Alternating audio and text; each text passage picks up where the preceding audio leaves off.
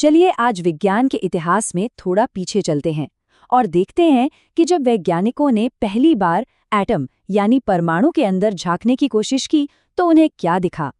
ये कहानी है साइंस के एक बहुत ही जरूरी पहले ड्राफ्ट की।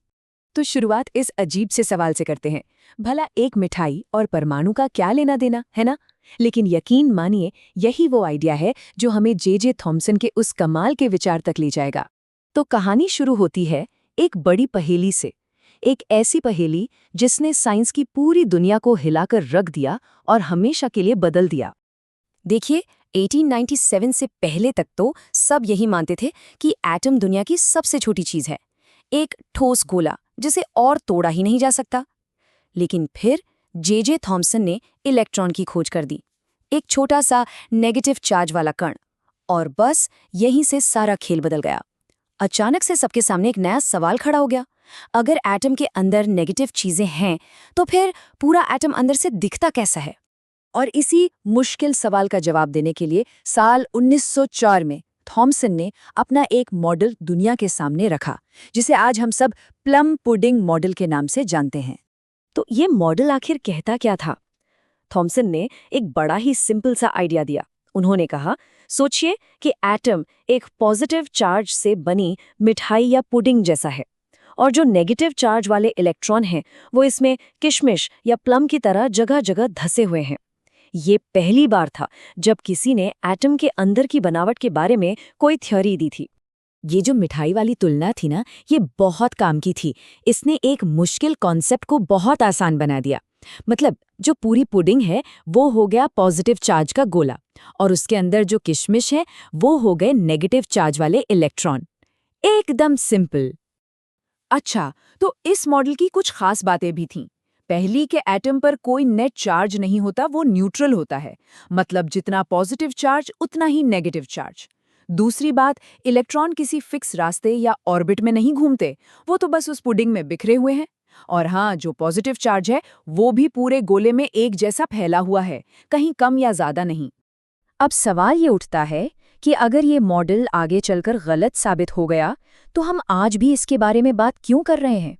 क्योंकि देखिए, साइंस में कभी-कभी गलत आइडिया भी बहुत जरूरी होते हैं, वे क्रांति ला सकते हैं। इस मॉडल की सबसे बड़ी बात ये थी कि ये अपनी तरह का पहला मॉडल था।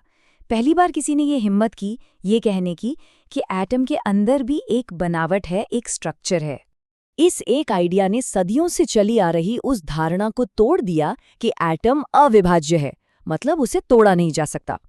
थॉमसन के मॉडल ने दिखाया कि नहीं, एटम के अंदर भी एक पूरी दुनिया है जो छोटे छोटे सब एटॉमिक पार्टिकल से बनी है। पर जैसा कि हम जानते हैं, साइंस एक जगह रुकता नहीं है, तो थॉमसन के इस मॉडल का असली टेस्ट होना अभी बाकी था। और ये टेस्ट लिया अर्नेस्ट रदरफोर्ड ने अपने मशहूर गोल्ड फॉयल एक्सपेरिमेंट से।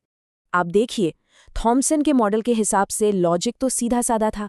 एटम एक नरम सी पुडिंग जैसा है जिसमें पॉजिटिव चार्ज फैला हुआ है।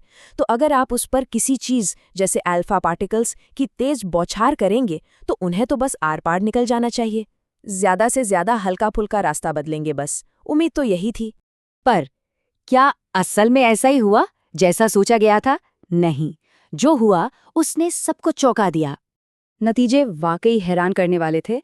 हाँ, ज्यादातर अल्फा पार्टिकल्स तो सीधे निकल गए जैसा सोचा था, पर कुछ पार्टिकल्स अपने रास्ते से थोड़ा भटक गए। और सबसे चौंकाने वाली बात, कुछ पार्टिकल्स सोने की पतली सी पन्नी से टकराकर सीधे वापस आ गए। ये तो बिल्कुल वैसी ही बात थी कि आप एक कागज के टुकड़े पर गोली चलाएं और वो गोली कागज से टकराकर वापस आप ही की तरफ आ जाए। थॉमसन के मॉडल में तो ऐसा होना नामुमकिन था। तो क्या इसका मतलब प्लम पुडिंग मॉडल एक नाकामी थी, एक गलती थी? नहीं, बिल्कुल नहीं।